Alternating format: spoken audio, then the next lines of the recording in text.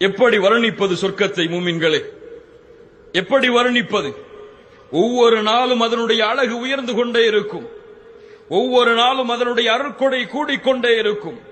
ஒவ்வொரு நாளும் அதனுடைய பதவிகள் உயர்ந்து எண்ணிக்கை கூற முடியாத அளவிற்கு உயர்ந்து கொண்டிருக்கும். எப்படி உயர்ந்து கொண்டிருக்கக்கூடிய ஒரு சொர்க்கத்தின் அழகை இந்த நேரத்திலே நாம் சொல்ல முடியும்? அதை பார்க்காமல் அல்லாஹ் அதை பார்க்கக்கூடிய வாய்ப்பை தருவானாக.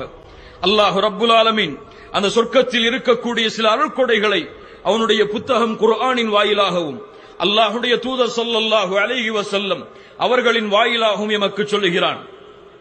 சொர்க்கத்தில் நுழைந்தவுடன் அவனுக்கு வேலை செய்வதற்காக யதூஃபு அலைஹிம் பில்தானும் முகல்லதூன், சிறுவர்கள் முகல்லதூன். இப்னு கய்யிம் ரஹிமஹுல்லாஹ் சொன்னார்கள், முகல்லதூன் என்றால் வயது மாறாத, எந்த தோற்றமும் மாறாத, ஒரே வயதில் இருக்கக்கூடிய சிறுவர்களை வேலை பார்ப்பதற்காக அல்லாஹ் அமர்த்துவான். அவர்களுக்கு என்ன தேவையோ அவர்கள் நினைக்கும் பொழுதே அவர்களுடைய கண்களுக்கு முன்னால் கொண்டு வந்து அந்த சிறுவர்கள் கொண்டு வந்து நிறுத்துவார்கள்.